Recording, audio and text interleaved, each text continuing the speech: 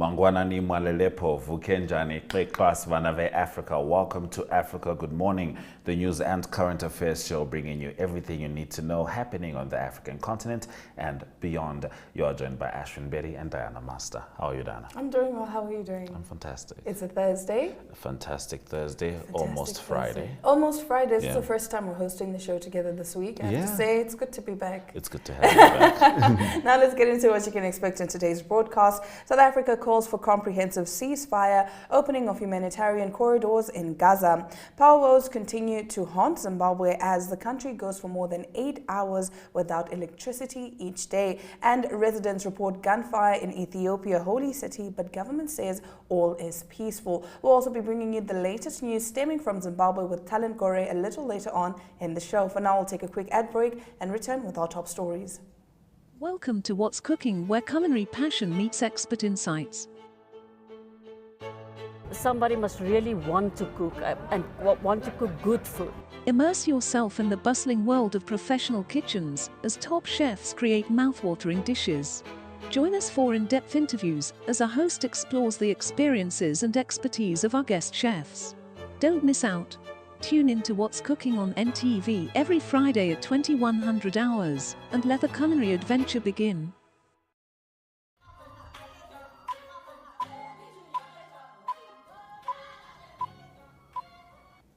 Getting into our top stories, South Africa's International Relations and Cooperation Minister called for ceasefire in the Gaza war as she addressed on Tuesday the National Assembly. This came one day after Pretoria recalled its diplomatic mission to Israel. November 7th also marked 1 month since Hamas militants stormed across Gaza border, killing 1,400 people and kidnapping 239 others. The Israeli operation launched in response to the attack has so far killed 10,000 people in Gaza, 40% of these victims being children. This cannot be tolerated. This brutality should not be accepted. We must call for a ceasefire now, as honorable members of the House of South African Minister Naledi Pandor said. The minister also called for the International Criminal Court to hold Israel accountable for violations of international criminal law as it pursues its ground offensive and airstrikes on Gaza. The murder of children, of women and aged by Israel is an act that should have resulted in the International Criminal Court issuing an immediate arrest warrant for key decision makers, including Mr. Benjamin Netanyahu.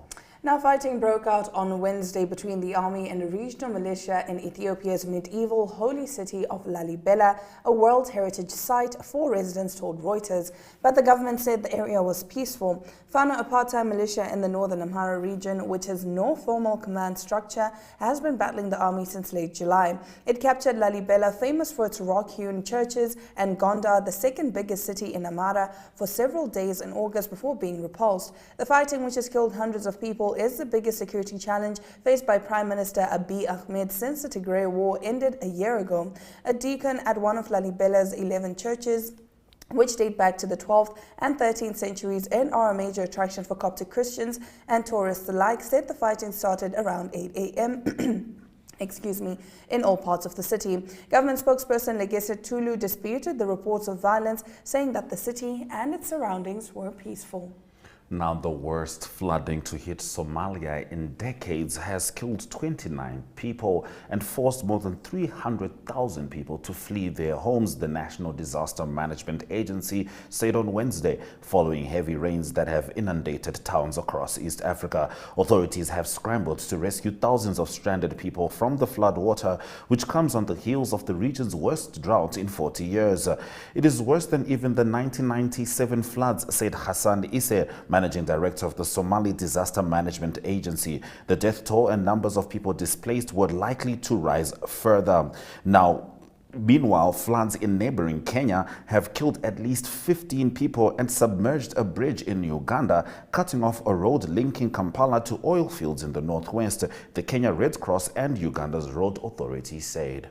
Getting into our next story, Namibia's Agriculture Minister Kashlet Vine speaking at the 23rd African Water Facility Governing Council meeting being held alongside the 7th edition of the Africa Sanitation and Hygiene Conference at Swakopmund yesterday, highlighted amongst other concerns that the Governing Council meeting is taking place 17 years after it commenced operations in 2006. Let's take a look.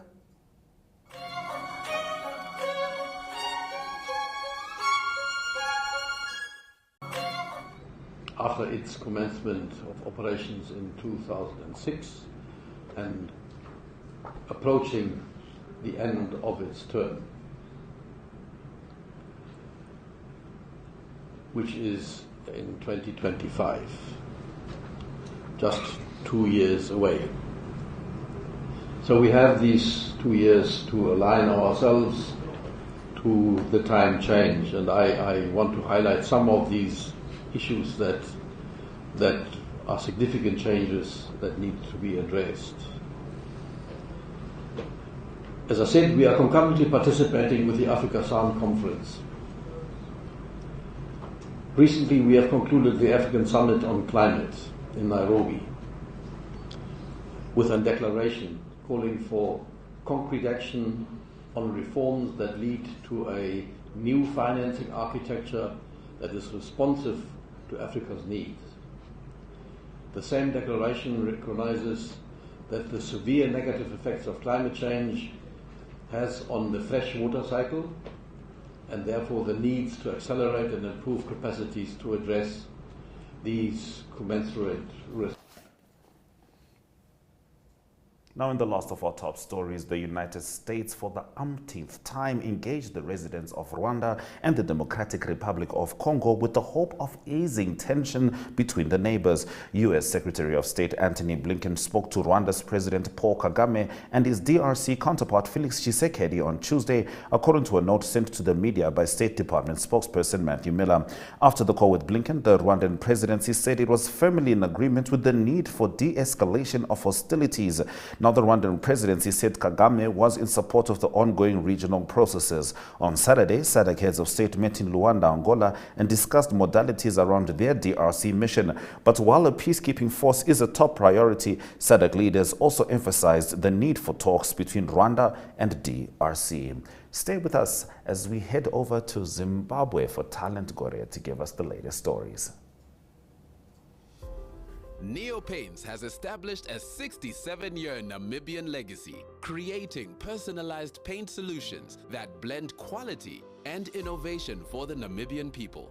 We pride ourselves in being a 100% Namibian-owned company, investing in our country and our people by employing and empowering true Namibians. With every brushstroke, Neo Paints commits to our quality guarantee and always delivering a coat of excellence.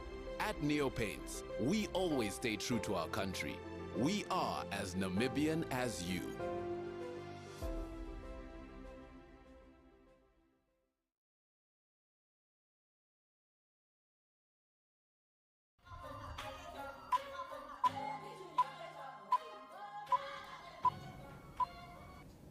Now let's get into some news stories straight from Zimbabwe with Talent Gore. Talent Mamkase.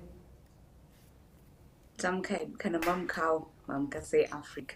Right, so let's get into it. Cement and fertilizer import has been liberalized. Tell us more. Yes, apparently there is a shortage of cement and fertilizer in Zimbabwe, and the government has liberalized the importation of cement and fertilizers.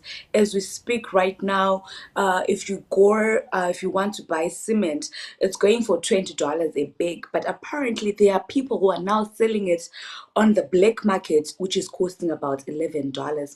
So there is a shortage of the cement in supermarkets, in shops, in major shops, and in those major shops they are going for $20. But if you want to buy it on the black market, which is quite difficult to find, it's costing $11. The same with fertilizer. So the government on Tuesday said that the importation of cement and fertilizer was now duty free, and anyone could import about 125 bags of cement or fertilizers, and that will be duty free. So that is what is going on right now due to the shortage of cement and fertilizer that is affecting the country as we speak right now.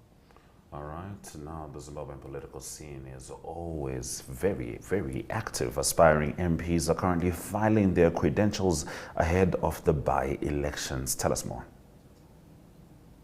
Yes, on Tuesday, aspiring MPs filed their nomination papers in court, and some of them, especially those from the CCC who were recalled, their papers took longer for the magistrate and the courts to process. And apparently, Citizens Coalition for Change, which lost 14 parliamentary and 9 Senate seats after the High Court threw out an application by affected members who were seeking to be reinstated. As you recall, I think about a fortnight ago, 14 CCC members were recalled by their alleged Secretary General Chabangu, who said that they were not fit to be MPs, and recalled them. So right now, the High Court of Zimbabwe also threw out that application by the by that application by the 14 CCC members who were alleging that Tabangu is not one of us, we do not know him.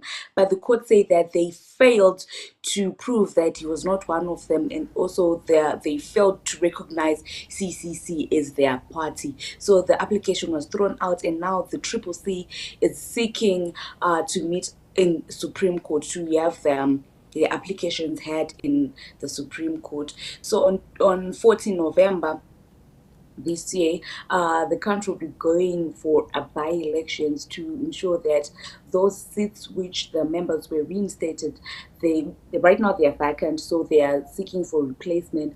So we're going to be heading for by-elections again.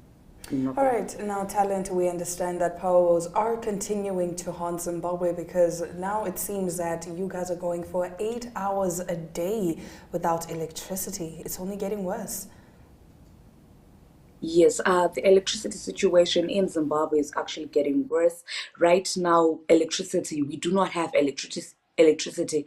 It goes at around 5 a.m. and it comes back at 8 in the evening. So this is now the norm, and the government has said that there's a maintenance at Wange Colliery, Wange Power Station, and we do not have much, so they are looking for ways in which they can import electricity, because right now the situation is quite sad. Most of the people right now, they're depending on their solar systems. If you do not have solar system, it's a sad situation for you, because we all need electricity. And even in the central business district, there will be no electricity, and most shops, they can't depend on generators or solars for that long, because diesel is quite expensive to keep on running a generator from 5 a.m. up until 8 or 9. So the government said that they are working to ensure that we do have adequate electricity by the time we get to December.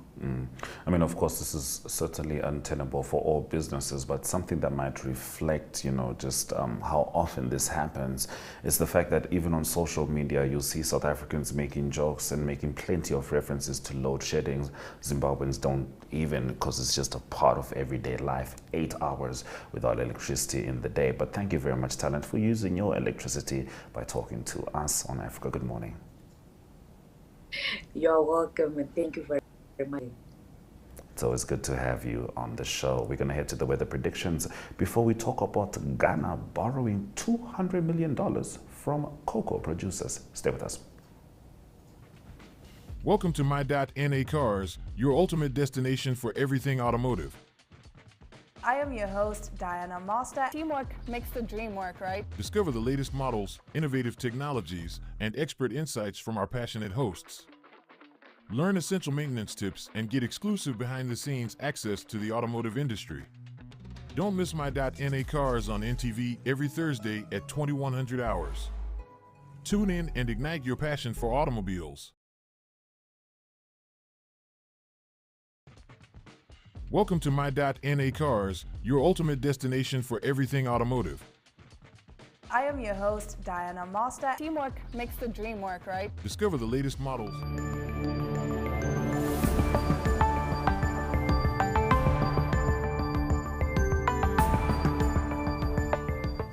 We're having some issues getting you those weather predictions, but you can certainly catch them on NMH at 1, same time, same place, NMH at 1. But if you're wondering what our professional opinions on the weather are, it's hot. It's hot. It's very hot. Very hot. All right, let's get into the economic news, and it seems to be heating up for Ghana's government as they are borrowing up to $200 million from cocoa traders to plug a funding gap.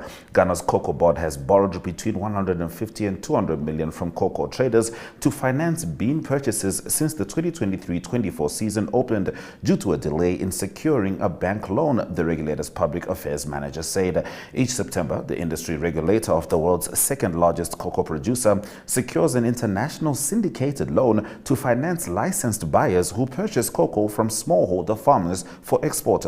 Cocoa Board plans to borrow $1.2 billion for this season, of which $800 million will come from a syndicate of lenders and $400 million from other sources, it previously said. But as the syndication process dragged on, it turned to traders to plug the funding gap, said Cocoa Body's Fifi Boafo. The funds will be repaid with the season's harvest, he told Reuters. Getting into our next story, Impala Platinum said it was offering voluntary job cuts to workers at some of the world's largest platinum mining shafts in South Africa in a bid to cut costs as prices for the metal fall. The Johannesburg-based platinum miner started the process at its head office last month and is now extending the exit packages to its sprawling Rustenburg mining complex in Northwest Province, company spokesperson Johan Teron told Reuters. He declined to say how many jobs the company expects to cut and how much money it plans to save. Impala rival Sibanye Stillwater said last month it plans to cut more than 4,000 jobs and close some of its old platinum mining shafts that are running out of commercial viable ore. Anglo American said in October it is weighing job cuts at its head offices in South Africa and across the globe in a bid to save costs. Impala is also weighing postponing planned spending at some expansion projects as its Zimplats and Mimosa units in Zimbabwe, as well as Two Rivers and Marula mines in South Africa. All right, we're going to head to the economic indicators just before we talk Champions League and other sports stories.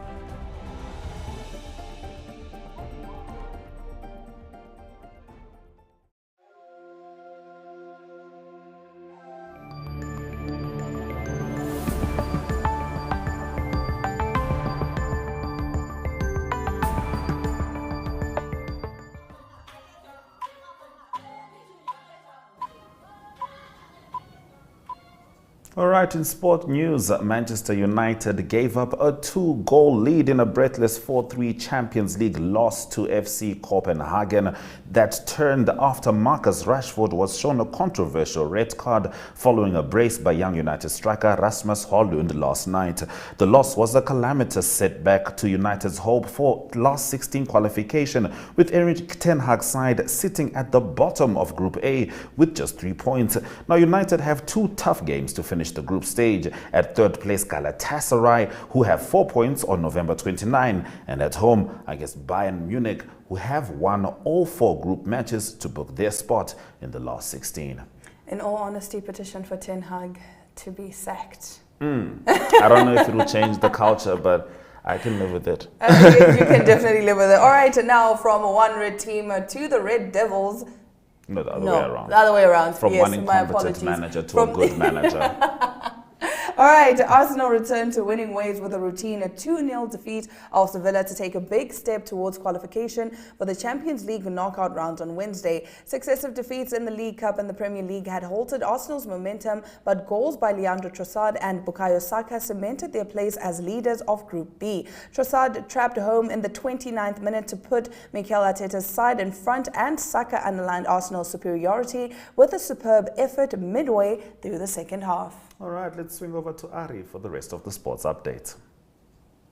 Good day everyone, time for international sports news, and starting off with cricket news first. Cricket World Cup continues in India. Exciting games. It's a few last games in the round robin, and it was an important game for Australia playing against Afghanistan, and it was Australia that won in the end. They won by 3 wickets. Very exciting game, and thanks to Glenn Maxwell that scored 201 runs for Australia. They needed to score 292 runs to win the game and were 91 for 7, and Glenn Maxwell then scored 201 of just 128 deliveries. That means that Australia now qualify for the semi-finals, and it's also confirmed that they will play against South Africa. South Africa already qualified, and South Africa still need to play against Afghanistan in their last game, but even if they lose, they will end number 2 or number 3, the same with Australia. So that game will be played on Thursday, the 16th of November, South Africa playing Australia in the first semi-final. The other semi-final will be India, that already qualified, and there's 3 teams that can still qualify to play against India in the semi-finals, and those 3 teams will be Pakistan, New Zealand or Afghanistan. Games to come is on Thursday, New Zealand play against Sri Lanka, and then on Sunday it is Pakistan that play against England. Those are the 2 important games, and also for Afghanistan they've got an important game against South Africa playing on Friday. And continuing international sports news with soccer news, it is Champions League results. It is Manchester City still dominating in Europe. They beat Young Boys by 3-0. It was Erling Haaland that scored 2 goals in that 3-0 victory. That was in Group G, and Manchester City now have confirmed that they put their place in the last 16. Also in Group G, it is RB Leipzig that's also through to the last 16. They beat Red Star Belgrade by 2-1.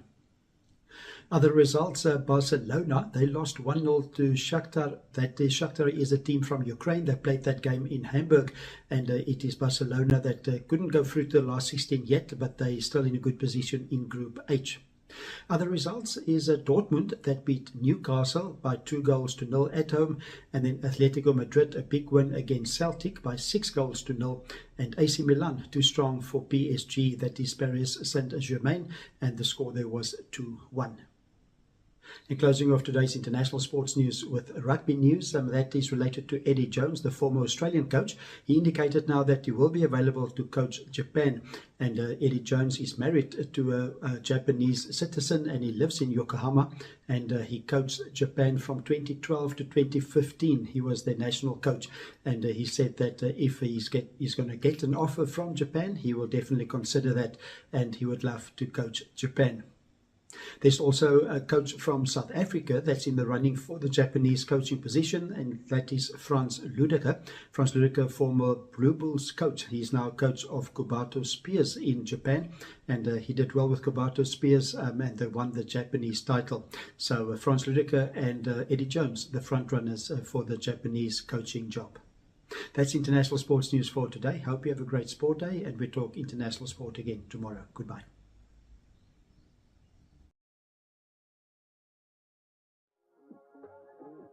We are so excited to be kickstarting your morning with entertainment. Everything was happening during this past weekend. Yes. Exciting news. Wow, no, she was killing it already. In my opinion, I don't see anything wrong with him serving the full term. As well as keeping you informed on the issues that you need to know happening in and around our country.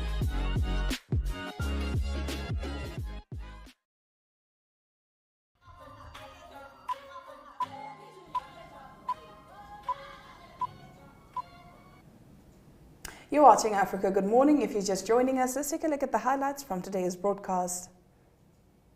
South Africa calls for comprehensive ceasefire and opening of humanitarian corridors to Gaza.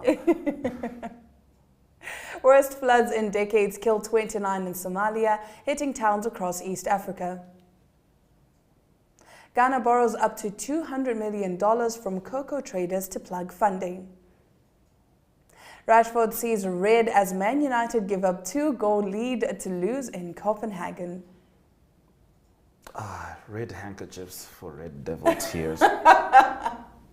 That's been our show from Diana Master and Ashwyn Mberi. Suraj Kanaka.